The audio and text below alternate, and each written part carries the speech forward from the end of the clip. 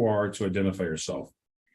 As a reminder, this meeting is being recorded. We ask that you only use the chat function to request to speak or to announce that you are leaving the meeting so we can track quorum. Also, to comply with the state open meeting law, attendance and votes will be done by way of roll call using audio, not by using the chat function. So I'm going to go ahead and do roll call. Maggie Amato Tejas. Present. Wendy Asher. Present. Marianne Bierling. Present. Mindy Bernstein.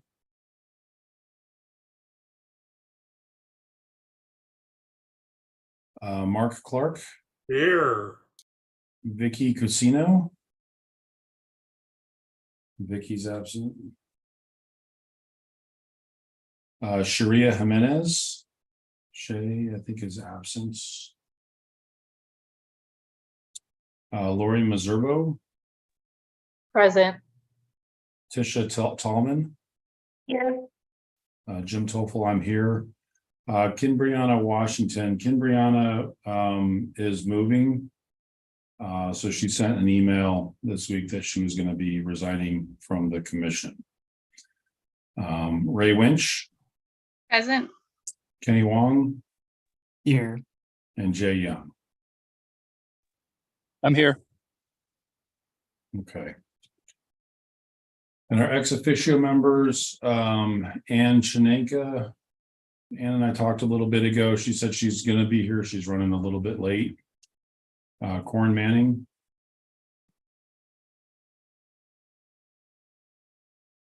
Corin's not here yet. Betty Villegas.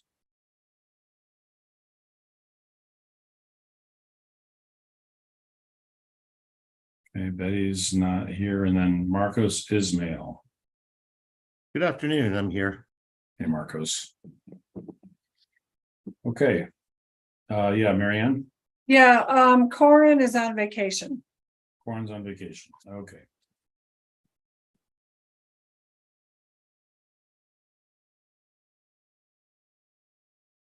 Okay, we'll keep an eye out for the others who are not here.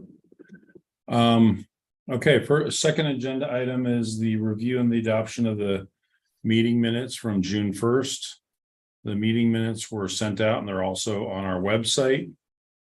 Does anybody have any changes to the meeting minutes? Just a minor typo in Tisha Tallman's name. We're correcting that.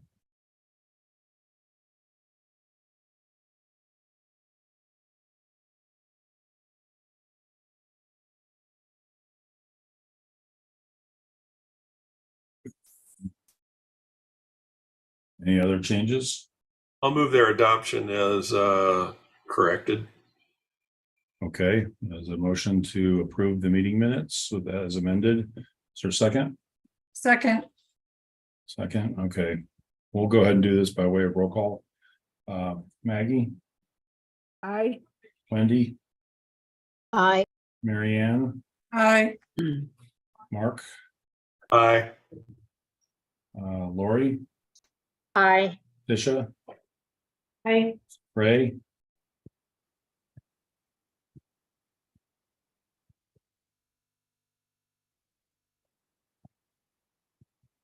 Ray, is Ray still with us? Looks like we lost Ray. Kenny Aye. and Jay. Aye. And Jim, I'm on. This is Mindy. Oh, hey, Mindy. Aye. Okay.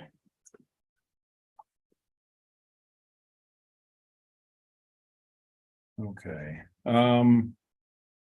Call the audience. Agenda item number 3. This is a time when any member of the public may address the Commission on Equitable Housing and Development.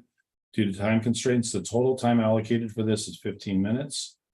Individuals are allowed 3 minutes each. Due to open meeting law, commission members cannot discuss topics that are not on the agenda. Items brought up by the public may be considered an agenda item for future meetings. So it looks like Victoria has her hand up. So Victoria, you have the floor. Can you hear me? We can.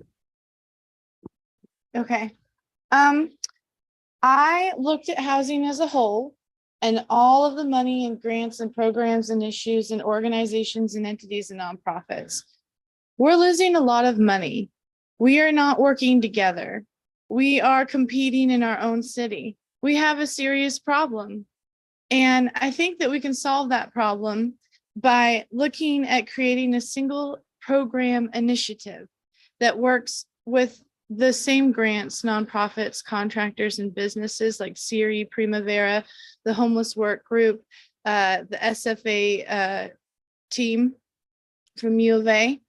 And we can look at the city as a whole and make a constructive breakdown plan for each part of the city with a similar process in which they send out these prima auras or these ladies who can speak multiple languages to assess properties that are not being used.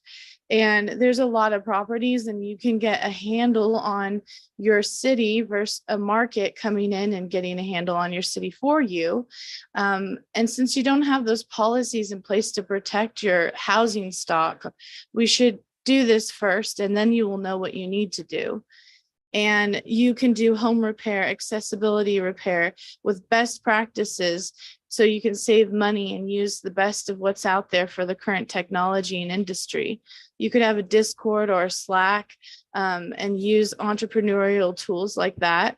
And you could have handyman work so that people can volunteer willingly to have something to do to help with the program, like the city homeless work program.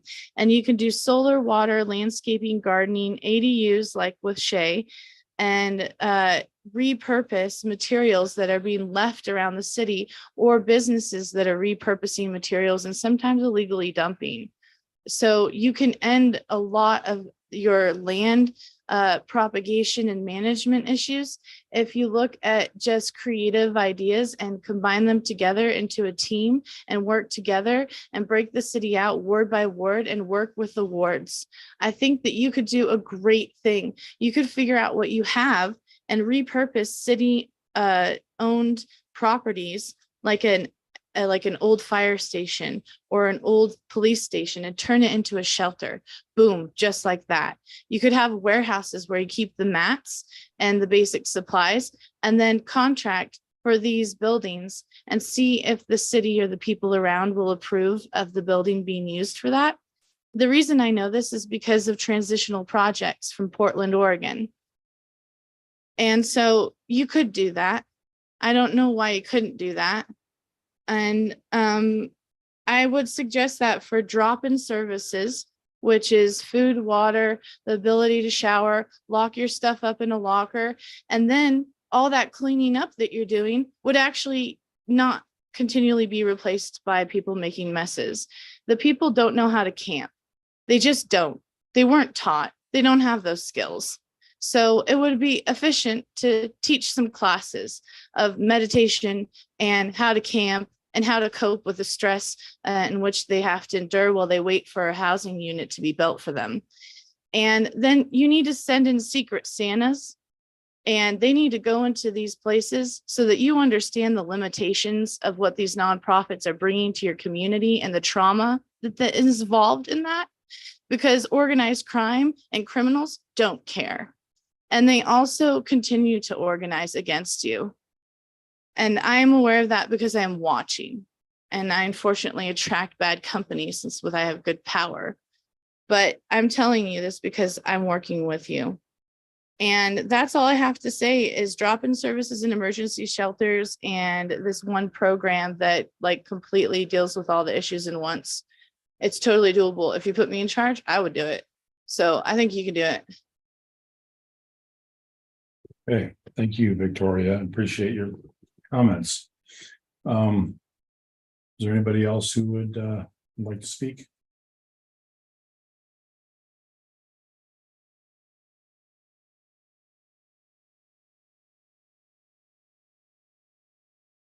Okay, we're going to move on to agenda item number 4, which is the discussion and the possible facilitation of, the selection of a facilitator. So we received a proposal from Bryn Jones. About 2 weeks ago, I want to say, from Elan Consulting. And basically what she is proposing is to meet with each of the subcommittee chairs on an individual basis. And then she would attend the September, October, November full commission meetings sometime in the objective of those would be to look at what we've done and then to basically start looking forward and try to identify our goals looking forward. In November, December, she's proposing we do a half-day in-person retreat, full commission, and then in January, basically wrap it up. So the proposal is a cost of $9,000. I talked with Ann from the city, and she said that the issue that the city has right now is they cannot, because she's not an approved facilitator through the city, they cannot just bring her on at that cost. So if we want to use Bryn, she would need to subcontract through an approved city facilitator. And I believe she knows a few. She's on vacation right now. Otherwise, I would have tried to have that conversation with her before today. Jay, do you remember when she gets back? I think she gets back at the end of July, maybe beginning of August. I think she's generally gone for a month in the summer, but I'm not positive. But I think she's back before our next meeting, correct? That's what my memory. I don't remember for sure, but that sounds right. Yeah. So she's out of the loop here for a little bit. I'll probably drop her an email and start that process. You know, the other option would be to switch to a city approved on-call facilitator. The facilitator that's working with the Streets Commission is the Southwest Decision Resources, and we can reach out to them and start the process over again. So I guess I wanted to just kind of throw it out to the group and see if you guys have a preference on next steps. So I guess I'm open to either. If Bryn can subcontract, I think that's the first question is she willing to subcontract through one of the city approved?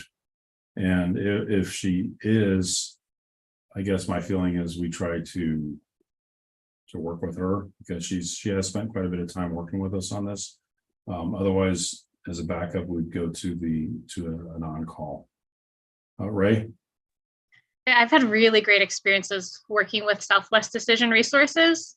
I'm glad to know that they're one of the ones on city contract. It does seem like it might make sense to, I guess I don't want to spend a ton of time on like who we're working with as a facilitator and like more interested in the conversation, like what our goals are and what we're hoping to get out of that. Yeah. But I would have a lot of trust in Southwest Decision Resources and their capacity to facilitate this kind of thing. It wouldn't surprise me if they ended up costing less too. I would be interested in what their quote was. Who do you know over there? I've worked with Tani Robinson, I think that's her last name, but I could look that up. She taught some classes for the food bank when we were doing some decision-making processes.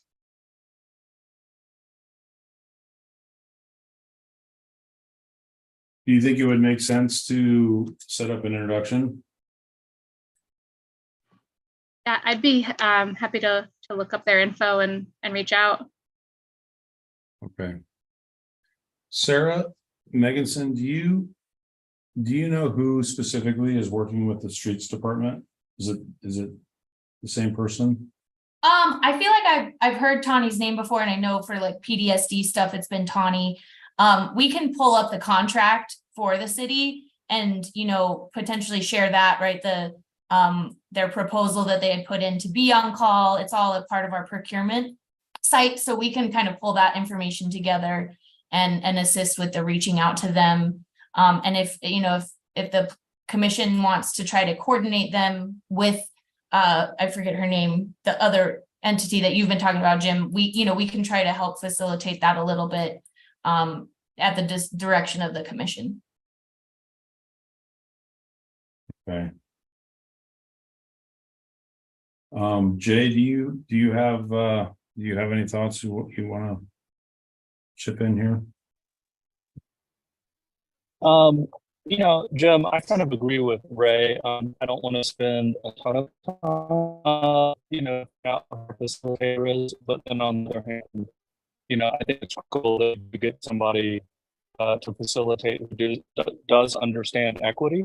I also know that Ray has been someone else. I don't know that they're on the city list like Brent is not, but and I guess the other thing too is, I guess I'm interested to know, do the other folks on the commission care one way or the other, or, what is it that others on the commission hope to get out of the facilitation? Because I know that, again, like Ray mentioned, I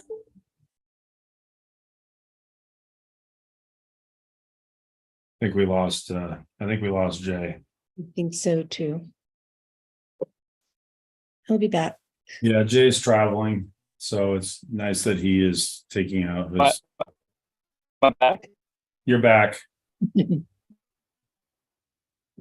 So I don't know. Probably what else I was going to say was not that important. I think you guys got the gist. But I mean, what other folks think? I think we need to make sure that we're, on the same path and we're getting where we need to go as a commission. So. Okay, well, Ray, I'm really glad you brought up Tawny. I don't personally know any facilitators, and that's why I threw it out to the entire group. If you could help make an introduction, maybe this next month, and let's it might be an easier process because we know that they're approved through the city already. And then we can discuss I guess an approval at our next meeting. Is everybody okay with that? Very much so. Okay, good. So I'll follow up with you after this meeting, Ray. Okay, agenda item number 5 is the ASU equity study. So we tabled this item from our last meeting because Jay was gone, and Jay has been nice enough to join us, even though he's on vacation. But it's a little bit of a rough connection. So for those of you who don't remember, the equity study is on our website. It was posted, let me look here. It was posted for a March, well, it's part of the Housing Desegregation Committee meeting in March of this year. And there's really 2 documents as part of the study. The first is the context for the problem report. And this is a 28-page document. And it's a very good document. A lot of it regurgitates information that we've discussed previously in the commission, just in terms of defining some of the housing issues in the city. There's a lot of really good statistics here about the poverty levels, and it really breaks down our city in terms of kind of where the issues are in terms of housing issues and income issues and crime. The second document is the task report, and this is really, I think, the key report that the students from ASU put together, and it compares Tucson to 3 other cities, Austin, Chicago, and Seattle, and kind of each of them did an equity study. And so it tries to compare the statistics in Tucson to those three cities to better define what does housing equity look like. So I don't want to put everybody on the spot here, but I think it's important if we want to have a good conversation about this, it's important that everybody has read the document. And it's probably about an hour to an hour and a half to get through both documents. So if we're ready to have a discussion, I'm happy to do it now. If we want to wait another month, I'm okay with that as well. And Jay will be back at that time. So Mindy? Thank you. Just because I get lost on web pages, would it be possible for those two documents to be sent to us directly? Sure. Allison or Rachel, can one of you make a note to email these two documents to the commission members? Yes. Thank you. Marianne? I think that it would be important for us to read the documents thoroughly before actually having a bigger conversation about equity. So I'd say hold off. Okay. Marianne? Yeah, I agree.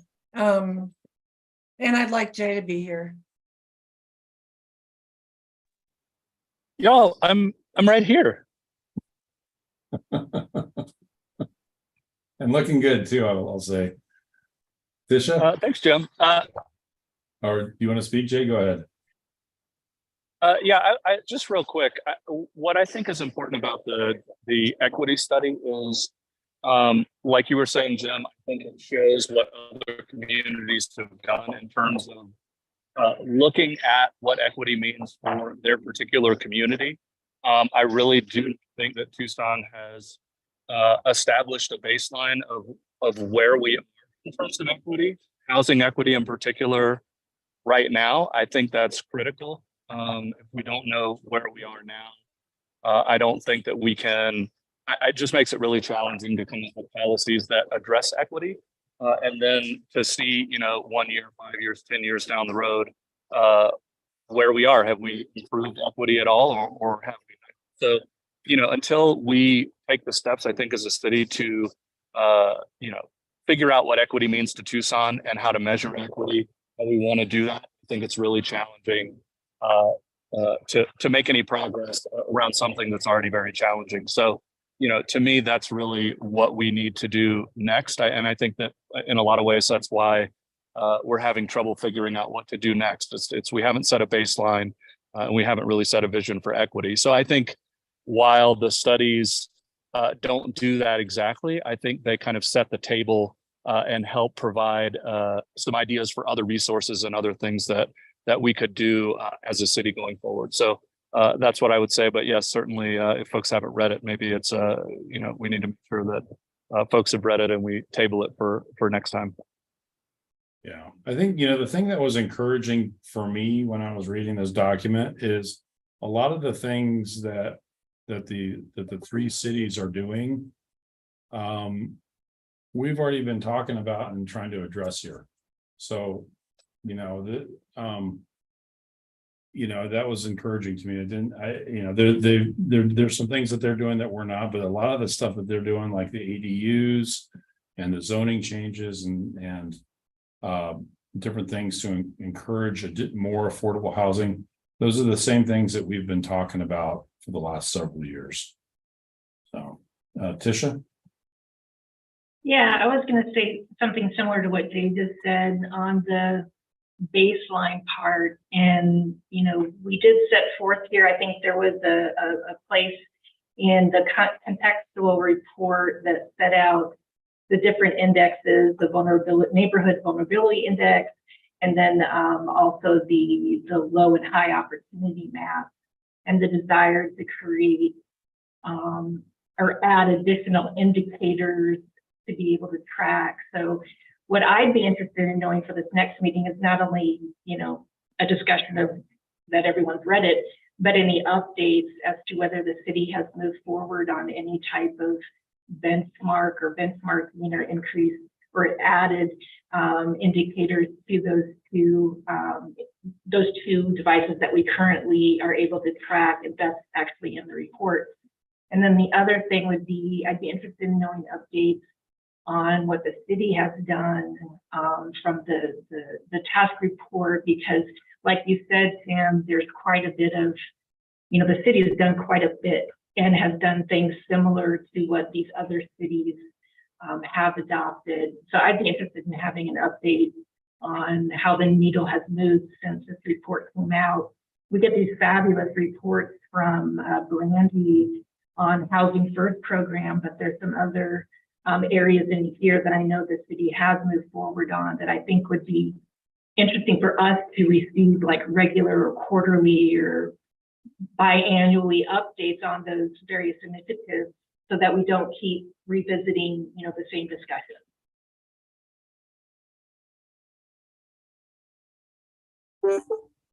Mary Ann? So, Tisha, are you wanting someone from the city in this discussion who can give us information about what benchmarks, if any, the city of Tucson has put in place?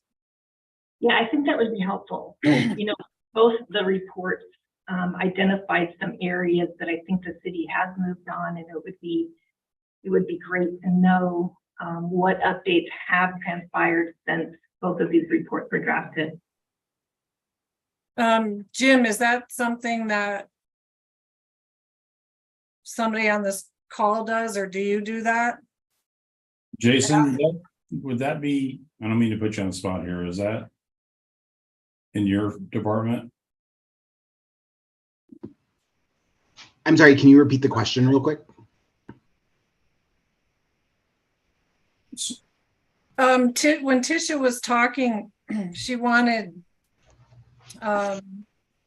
us to have the city be part of next month's conversation on this equity topic, on its own benchmarks that it has put in place regarding, equity and, things that might be in the report, that is in the report that the city might be doing. Okay, I think, because Anne is not yet here with us, I think we can certainly as a team do that. And I think kind of, internally we can figure out where that would come from in terms of the right section, unless any other city folks here know definitively. I think I'll just jump in, Jason. I think we can, I think we can definitely speak to if there's been progress on kind of any of the things that are in the report for sure. And the answer might be, we haven't made progress in the past 6 months on a certain thing, but we can kind of like plan on giving, I think, a status update on the different like indices and maps and reports that we have, if that would be helpful for sure. Jim, I have one other question. When we're reading this report, should we be looking at it from a perspective of being able to give a recommendation to the city of Tucson about proceeding with measuring this, or is that ultimately what we want to do, is be able to present something to the council to address?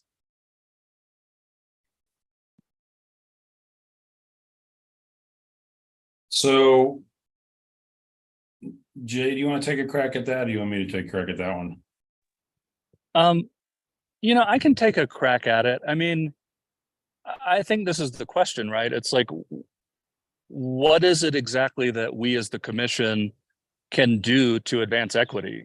Whose responsibility is it? I think the other thing too that comes to my mind in hearing us talk about it right now is, I think we all agree that the city is doing things to improve housing equity. But when I ask the question, I think it's hard for the city to articulate it. And I think you're seeing that right now. So I think part of it is, creating this framework that the city is viewing its decisions through and then able to articulate, right? It's like, okay, these are the things that we're doing as the city, and this is how it's improving equity. And these are the things, these are the statistics we're looking at, or the people served, or the number of units built, or whatever the case may be. So I think a lot of it's about articulating. I also think, that there are a number of things that the city has in place that do speak to equity and where we are. But again, when you ask about it, it's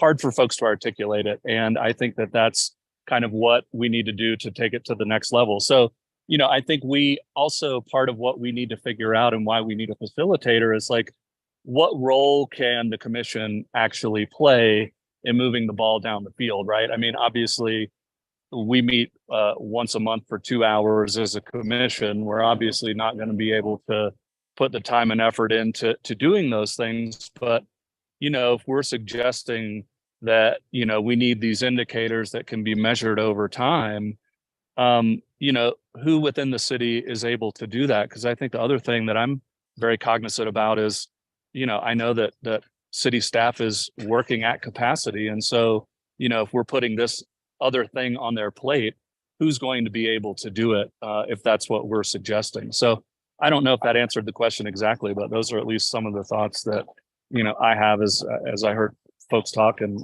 kind of what you were referring to, Mary Ann. So. Yeah, I think it's pretty basic is, how do we define housing equity?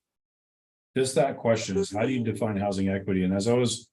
And maybe that becomes one of our goals as we're going through a goal session is to develop a definition. On page 10 of the report, they address this, and Chicago and Seattle were not able to come up with a definition. Austin's definition for housing equity is an environment where integration, diversity, and inclusion are championed, which is pretty broad and it's pretty vague. So, I think just that question of how do we define housing equity, and then the real question is, okay, well, what do we do about it? What are recommendations that we can take back to the city, as Jay said, to help close that gap? And I think too that there are some things that we would all agree on that are very obvious that indicate that housing is not equitable, right? It's like, we all know that evictions are, several thousand per year. We know that people are moving all of the time because they can't pay rent, or, they think they're going to get evicted. I mean, there are a lot of things that we know about that continue year after year that don't seem to improve a whole lot. I mean, the homelessness situation, right? I know, obviously Jason and his crew are putting together some information for us for the next meeting. But I think, while that definition is broad, for me, it's pretty easy to say, well, we would have a much more equitable housing situation in Tucson if thousands of people every year weren't getting evicted, right? I mean, there's just some very clear things that, while I think a broad definition is good, it's not that hard to figure out some, some concrete things as well. So. Mary Ann, you had your hand up. That the whole eviction discussion is really complex. Because there's a big range of, why evictions take place. And so that one is, I think, a little bit more difficult to manage. But are we also looking at things outside of housing equity that cause housing inequity? So, income, red line, that kind of stuff. Are we looking at that also? I think that's a little bit outside of our. Okay, I just wanted to get clear on that. Yeah. Thank you. Yeah. Okay. So I saw that Allison has already emailed all of us the link to these two documents. Please make a note to review these before our next meeting. We'll keep this on the agenda for our August meeting. Any other final comments before we move on to the next agenda item?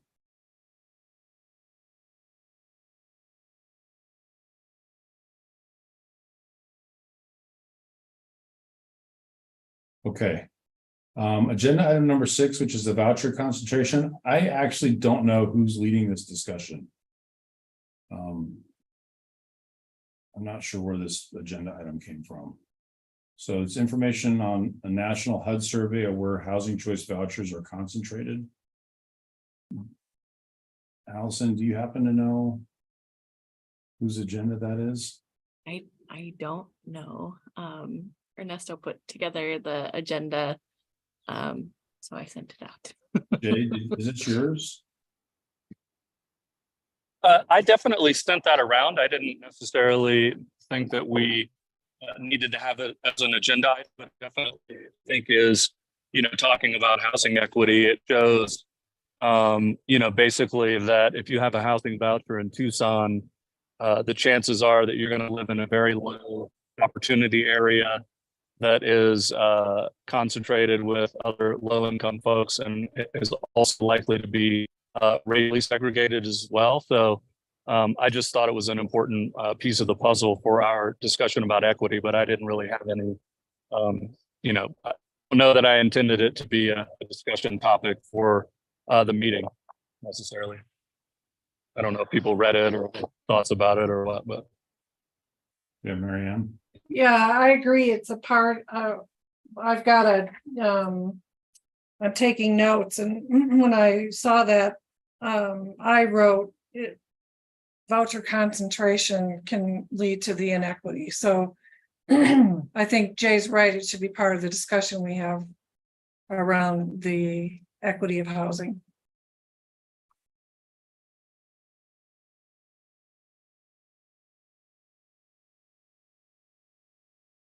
Okay, well, we're rolling through the meeting today. I think this is going to be a rather quick meeting, which is fine. Is there any other discussion points on this?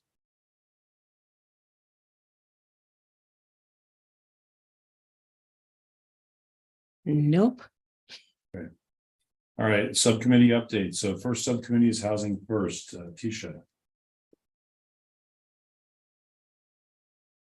Yeah, so we did meet and we did receive an update from Brandy while we were determining whether or not we had quorum, and we did not have quorum.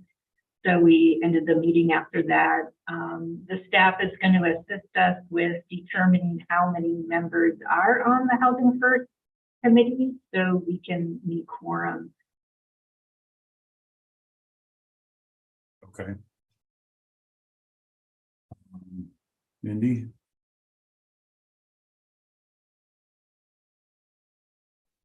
I went back through some notes, and the subcommittee members were myself, Ken Brianna, Washington, Wendy Asher, and Mark Clark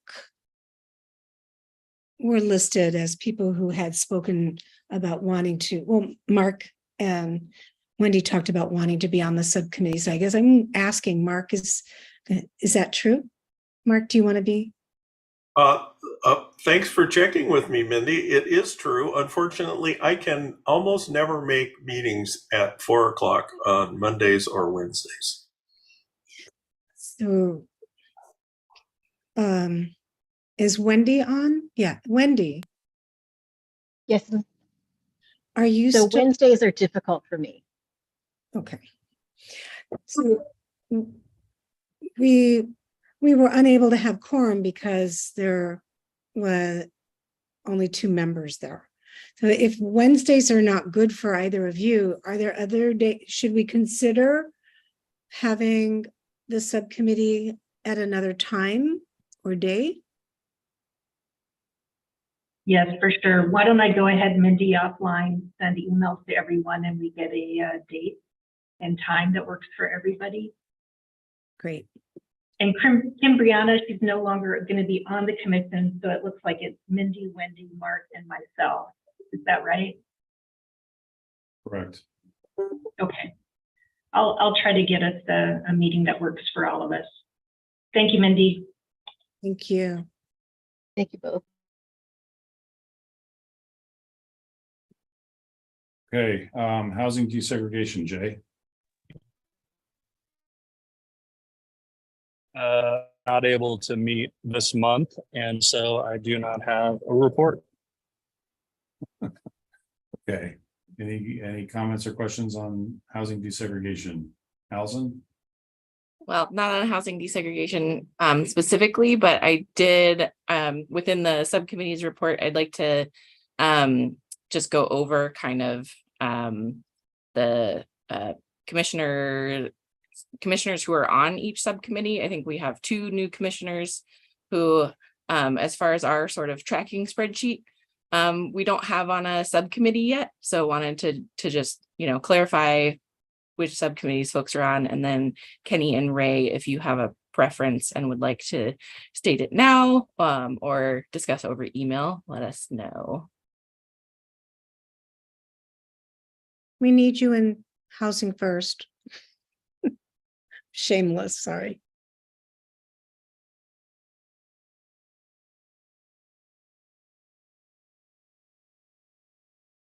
Oh, I was wondering, would it be possible to join those subcommittees this month when they meet to get a feel for what's going on in them, what the goals are before deciding? Yeah, I can make sure you're added to those invites, Kenny. Yeah, me Thank as you. well. I went to the Housing First subcommittee last month. Would like Okay. to go to the other 2 before Okay. committing. Great. More the merrier. All right, good. So Shay is not here for affordable housing. So I'm going to go ahead and give the report, and Mary Ann, maybe you can help me fill in the blanks. So we did have a meeting. We spent quite a bit of time talking about setting an affordable housing goal for the city of Tucson.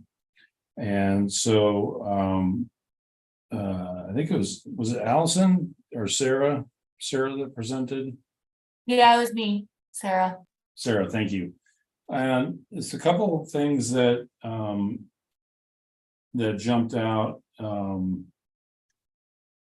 Was that the city of Tucson currently has 10,826 affordable housing units in the inventory. So 1,489 are owned by the city of Tucson. There's 4,996 Section 8 housing units, and then there's 4,341 that are either LIHTC or 202, or they're third-party entities with affordable housing units. So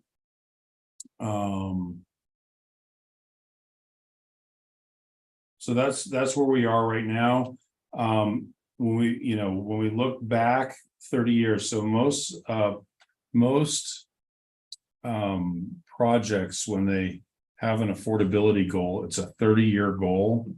So we looked back at how many projects came online 30 years ago. So in 1993, there were 359 units that came online. 94, there was 104. 95, there were 6, and 96, there was 129.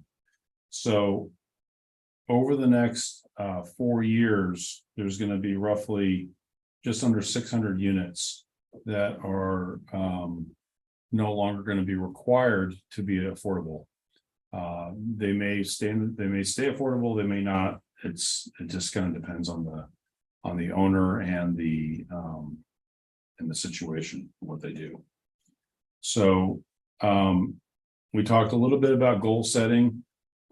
Initially the thought was to try, if the city could bring on 2 9% projects a year, with an average of 75 units per project, 1 4% project per year with an average of 200 units per project, and then something else, total of another 100 units across everything else. And that could be affordable for sale, or other types of temporary shelter housing. That would be 450 units per year.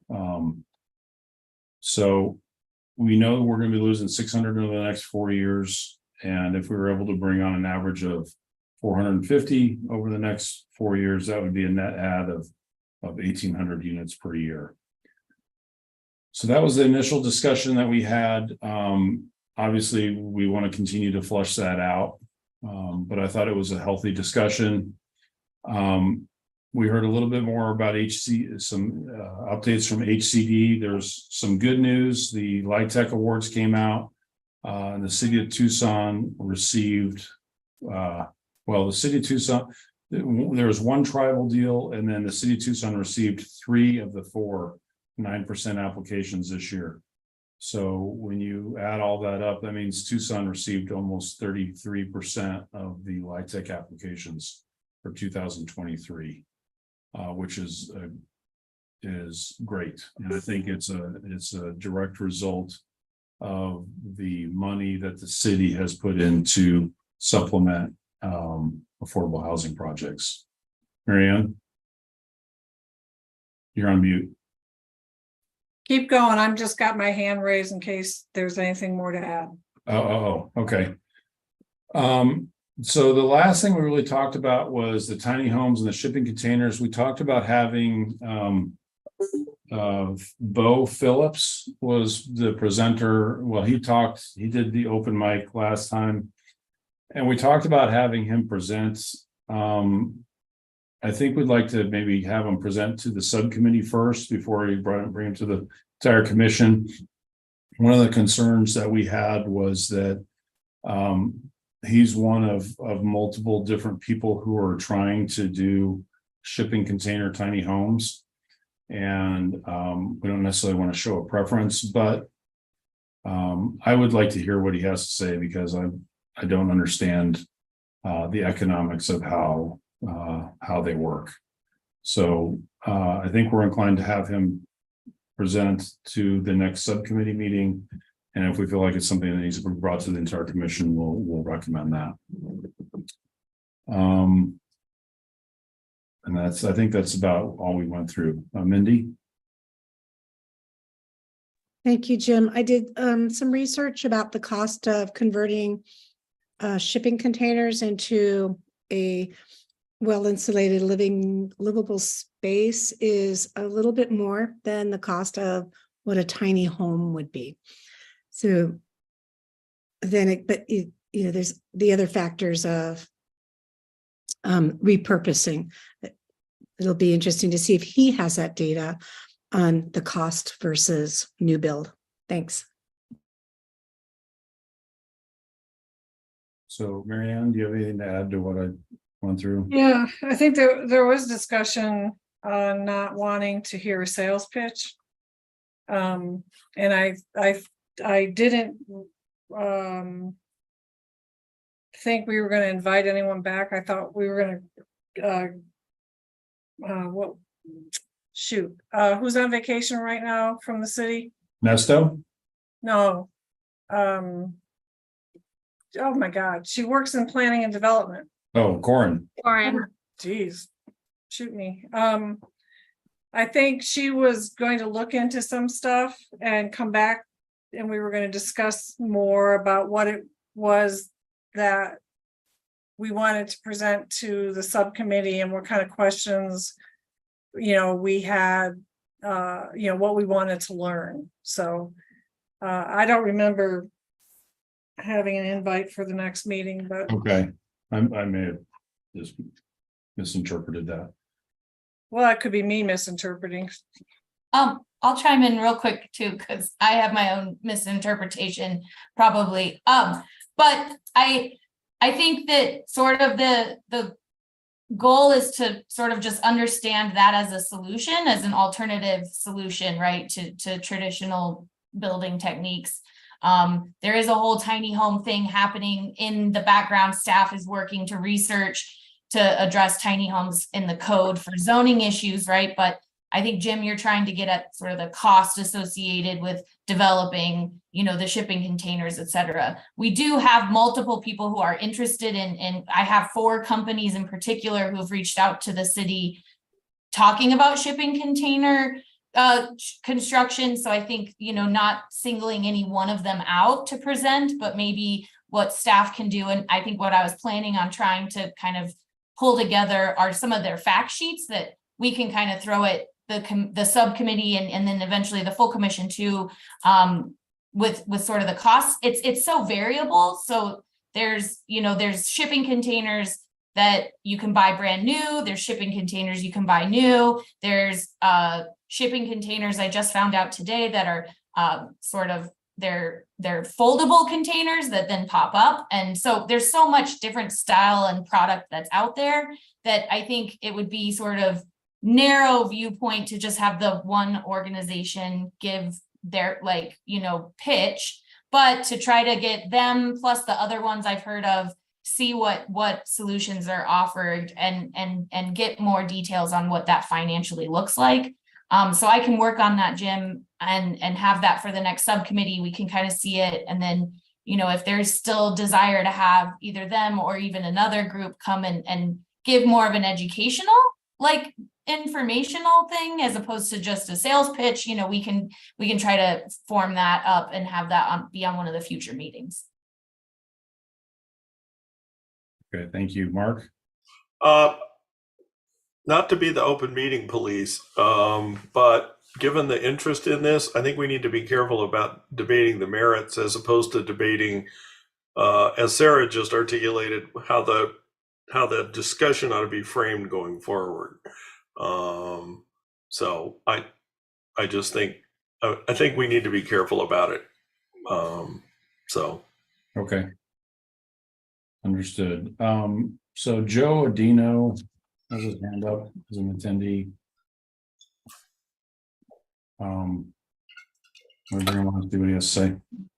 Hey, Jim, can you hear me? Yep. Thank you, as always, for letting me. I just wanted to add to a little bit to that goal setting discussion that the Affordable Housing Subcommittee had.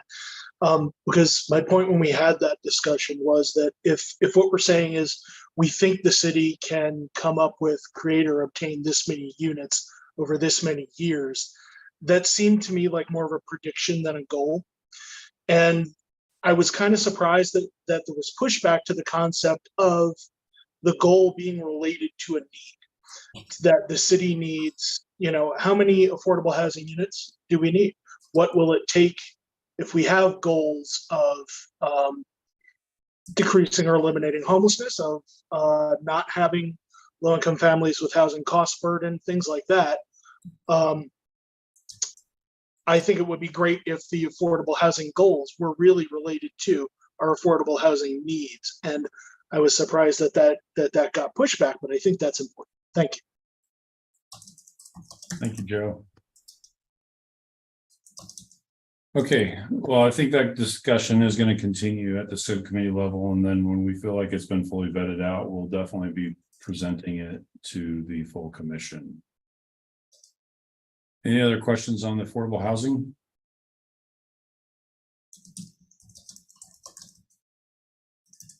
Andy? It's not about the affordable housing, it's about the invite for that person. The person who is doing the Bo Phillips? Yeah. I somehow, I may be making it up, but I am recalling that we did agree to have him present to the group. It's fine if we disinvite him at this point. Yeah. Sorry about that, Jim.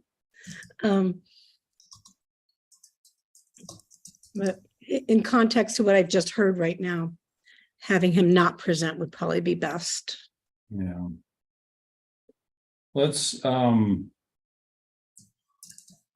see what give the subcommittee one more meeting to talk about it, and then we'll bring it back to the commission in the next meeting, and we can decide how we want to address it going forward.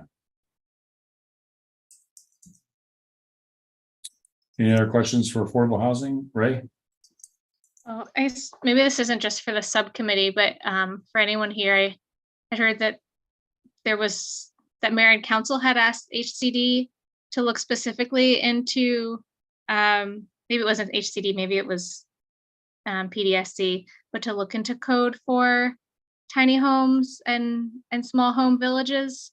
Is that something we might be talking about here? Or does someone have something more informed to give us an update on? I would be a lot more interested in that conversation than in the like individual groups presenting their project, but like systemically, what is the city doing, allowing or disallowing or making it easier or less easy for these projects to be built? Because there are a lot of these coming up, right? We can name like 6 nonprofits off the top of my head that are trying to build tiny homes. And it's like, what's the role of the city? And that's a lot of where I see our role here. Yeah, and I'll kind of chime in since Corin's not here, but I just heard today that it had been requested by mayor and council for PDSD to look at it from like a zoning perspective, exactly like you stated, Ray, like from a larger citywide perspective, making these projects happen. It was originally trying to be on the July 18th marathon mayor and council session with 1 million items. And so it has since been pushed.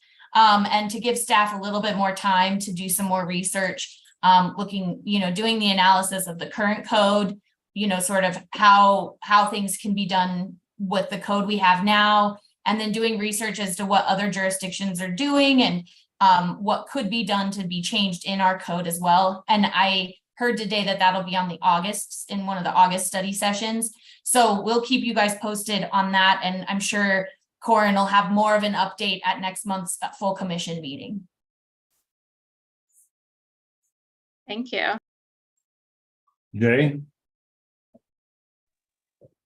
Yeah, I just want to, I'm really glad, Ray, that you brought up the systemic aspect of this because, I guess at the end of the day, I'm pretty skeptical of tiny homes. And I think it goes to the larger question of what exactly are we trying to do to make housing more equitable? I mean, is this just we're able to build more units as tiny homes and that's good? Is it, I mean, I can't imagine that these are going to be for people making 30% of the area median income or 60%. I mean, this is not going to be low income housing. So again, I think partly, again, I just wanted to express I'm skeptical about it for some reasons, but also when we have these discussions, I think it just kind of, again, reiterates the fact that we don't really have a framework and a vision of where we're trying to go. Like, how do tiny homes fit into anything that we're talking about? So I'm not saying that as a criticism necessarily, but just again, it's like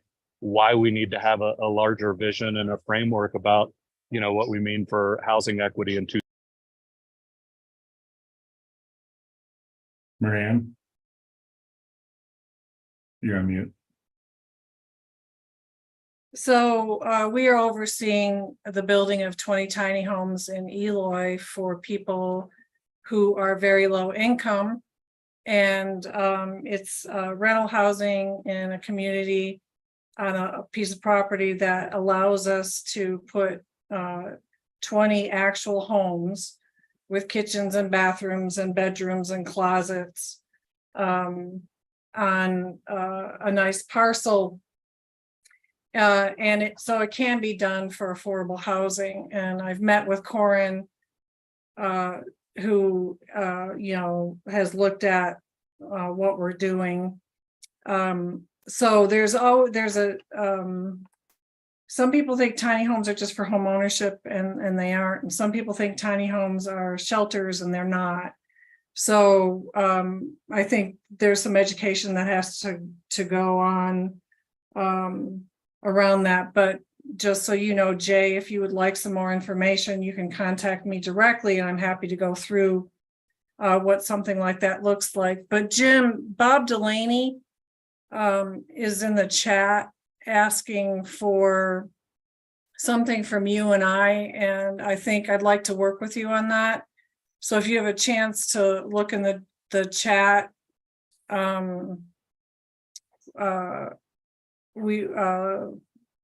if we can talk later, about that and that kind of presentation, I think that would be helpful in the subcommittee first.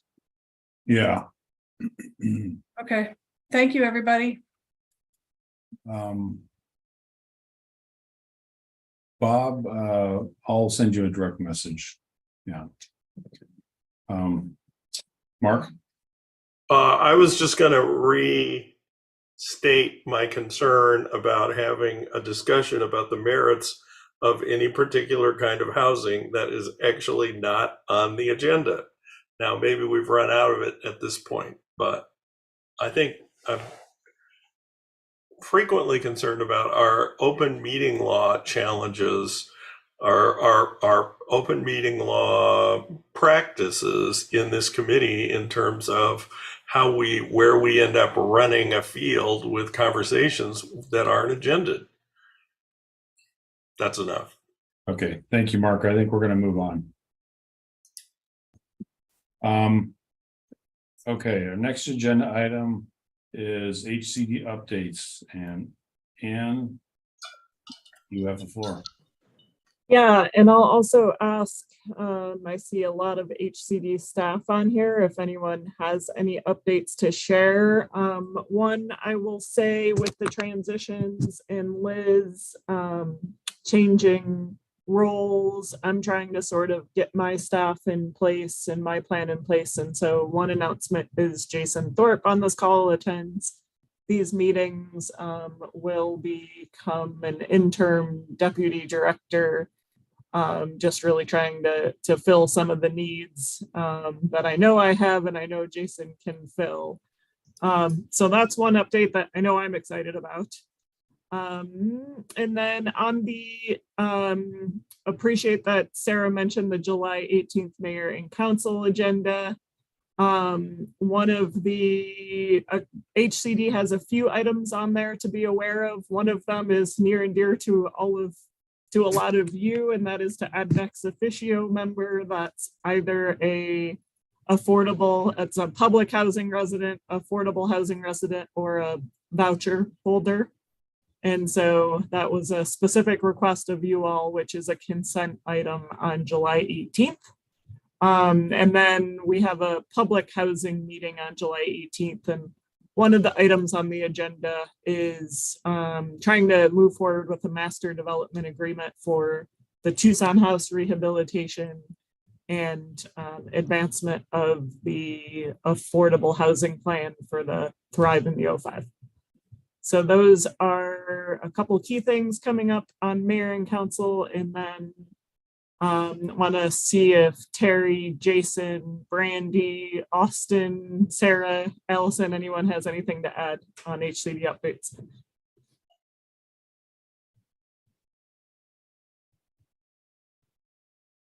Doesn't look like it.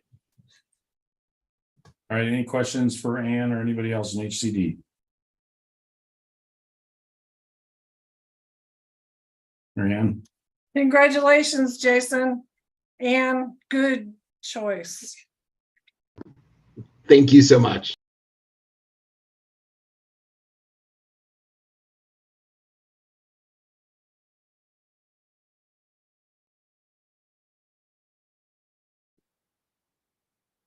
Okay. Okay, the next commission meeting is August 3rd and then September 7th. The Affordable Housing Commission is June 21st.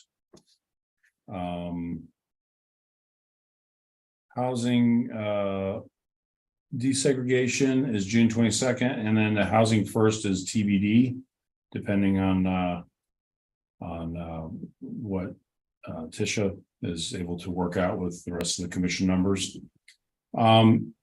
Jim, did you mean July? You just said June. I'm sorry. These dates are incorrect. I was reading off the thing. So I think the affordable housing, is it July 21st? July 19th. July 19th. And housing desegregation is on our website. July 27th. July 27th. I think, yeah, I think these just got copied from last month's agenda.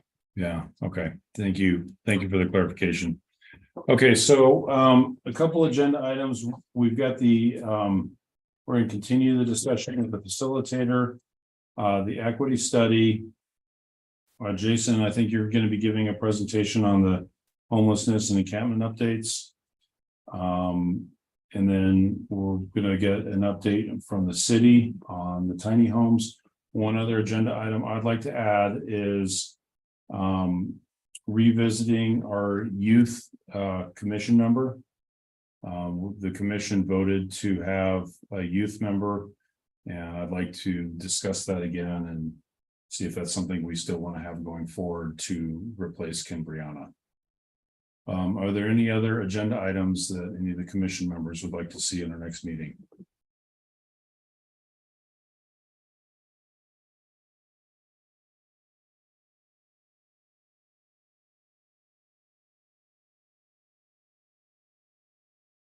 Okay, well, if you have any, please feel free to email Jay and I.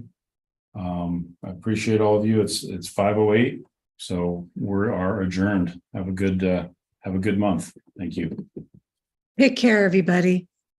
Stay cool. It's going to be 110 all week.